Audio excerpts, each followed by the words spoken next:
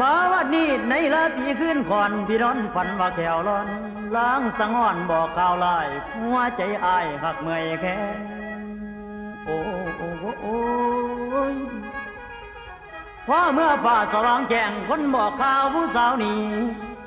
ตามเศรษฐีร่างไก่จากพี่ไปได้คืนนี้มันเต็มทีแล้วทั้งอาย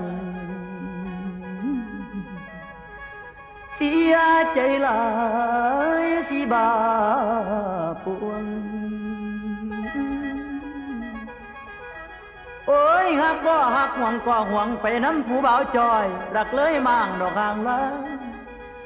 คำสาบานบอกหักทอฝากให้ฝ่าพาคำสาบาน